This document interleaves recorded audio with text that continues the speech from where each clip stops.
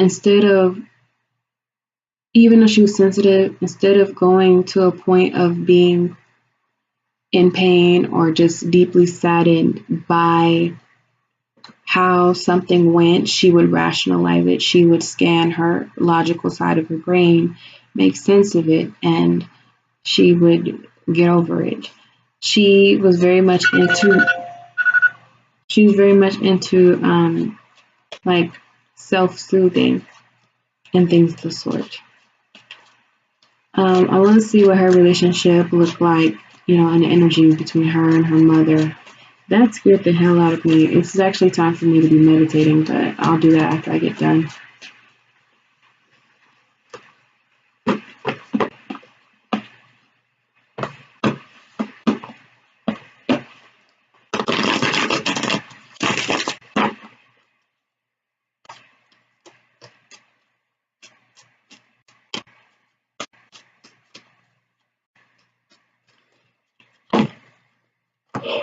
Excuse me.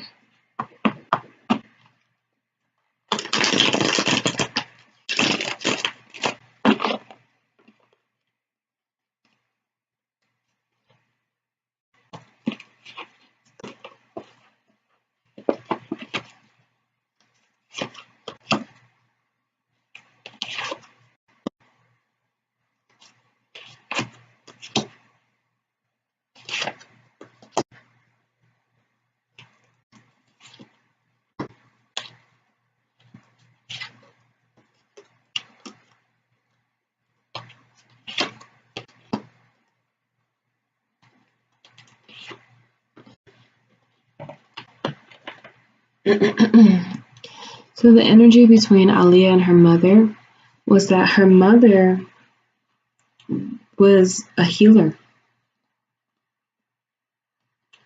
And Aaliyah, in a lot of ways, wanted to be able to heal her mother and rescue her mom. Aaliyah felt that that was her responsibility. It broke her heart to see her mother like that. Her mother was also a praying woman. Her mother was a woman that had a lot of faith in God. Her mother was very wise, and her mother kept to herself. And not necessarily in the sense of like keeping to yourself where nobody likes you or nobody's around you, but her mother was more on a quieter end of things. But people really enjoyed her energy. They enjoyed her love. They enjoyed her smile, her laugh. When her mother was happy, it would change the energy of the whole room. Her mother was very, very connected spiritually. Like, her mother was an angel. Like, I don't know how to explain it other than that. Her mother was just very much a spiritual being. And her mother also went through a lot, experienced a lot emotionally, a lot of losses financially, but somehow, some way, she always kept faith that things would remain good. I also feel like her mother may have had health issues as well. My bad, get you, sorry, y'all. I also feel like her mother was very much a person that saw the light in Aliyah and wanted to push her to be even better than what she was. Her mother experienced a lot of broken heart and a lot of pain, but she was a person that stuck things out no matter how bad that they were for her. I feel like Aliyah and her mom had a really decent relationship. I feel like she was definitely a lot closer to her mother than she was to her father.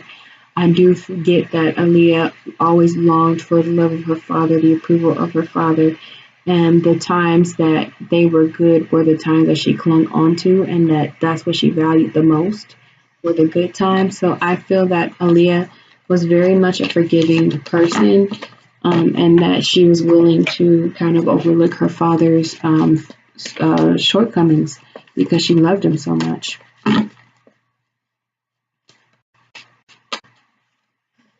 When it comes to her having an Aquarius rising, And this is a person that also has an Aquarius rising. When you looked at Aaliyah, everything about her was beyond her time. It was ahead of her time. Her music, you know what I'm saying? Her style, even like some of her thoughts processes. Having an Aquarius rising makes you a type of person that can make a friend anywhere. And you're super unique. You walk to the beat of your own drum.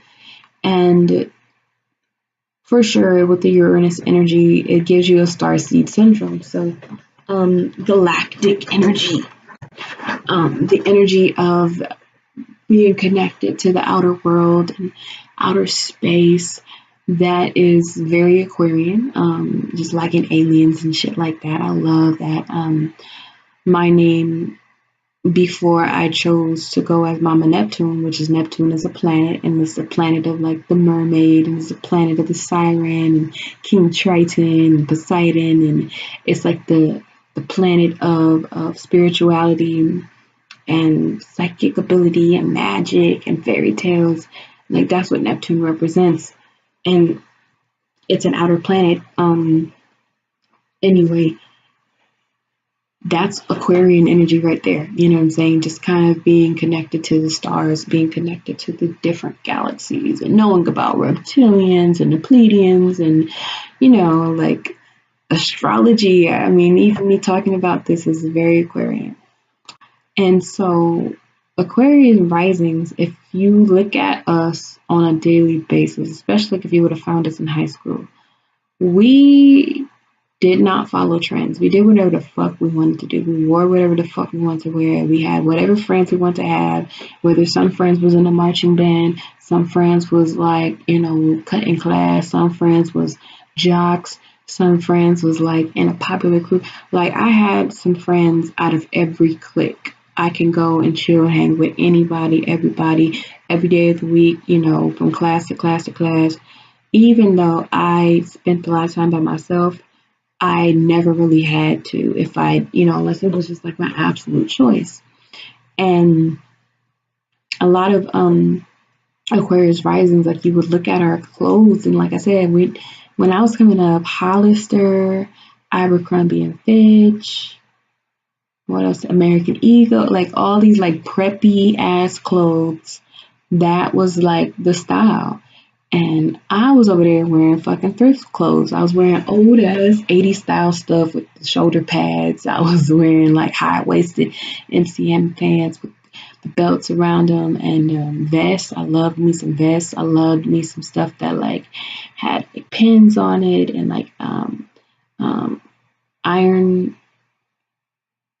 whatever, when you like press on stuff and you iron it on it and stuff like that.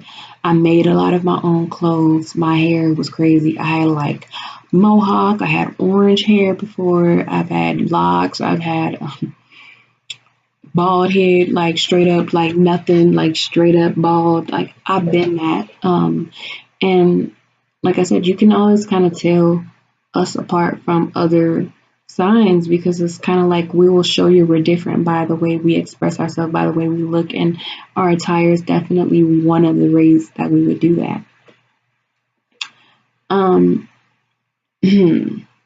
With us both having Aquarius rising, that would put Leo in our 7th house, which means that even though we're a little detached and we're more low key, we're going to more than likely be attracted to or attract generally a man that's a little bit more flamboyant in his personality. We just kind of like men that are a little bit more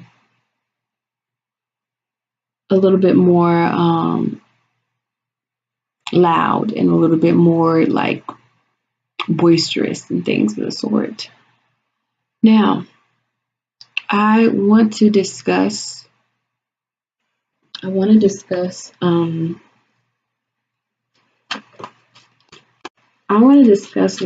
Aliyah's like general feelings. Like how does she feel about her fame? What kind of, how does she feel about her music? Things like that.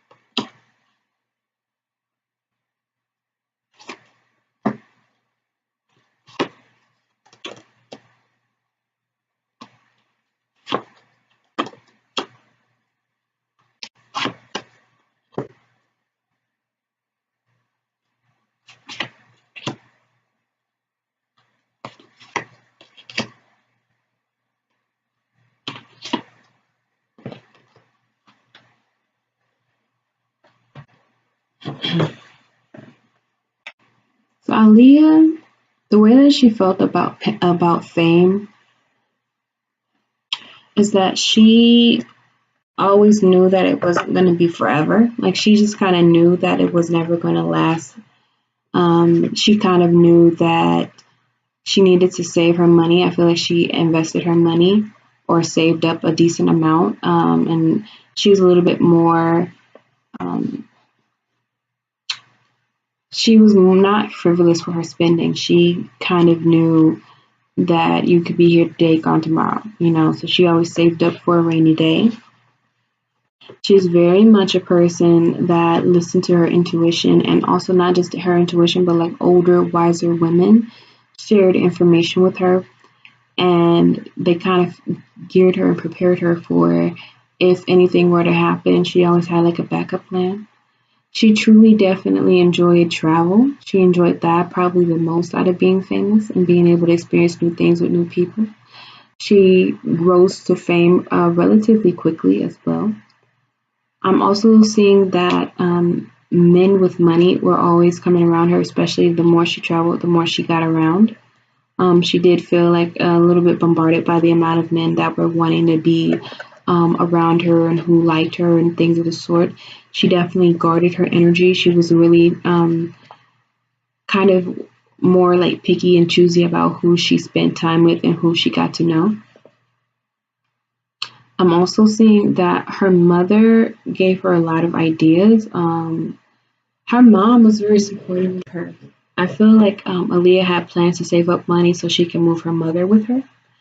I'm also seeing that there's definitely like ideas of wanting to rescue her mom from pain, from like whether it's health issues or trauma or financial burden or hardship. There was definitely some sort of strain and worry that was attached to her mother that Aliyah spent a lot of time worrying about and a lot of time in her head trying to figure out how to best fix that for her.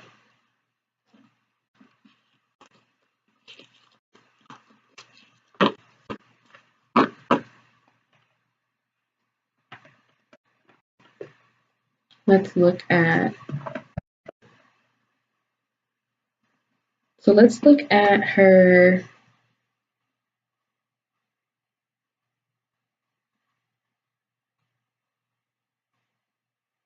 fourth house was in Gemini.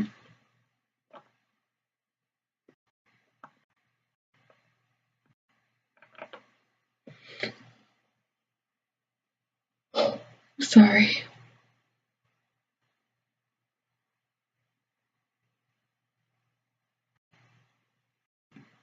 So her fourth house, that's her home, and it was in Gemini, which is about communicating. I feel like Aliyah's house, her personal house, she was always trying to revamp and change up the energy.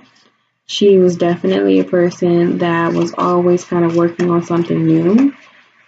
She was never done decorating. I'm getting a little tired, sorry.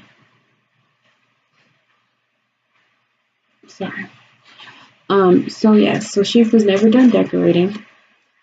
She also like had like an idea like of traditionalism, but also like a lot of accents. I feel like she had a lot of accent colors in her home.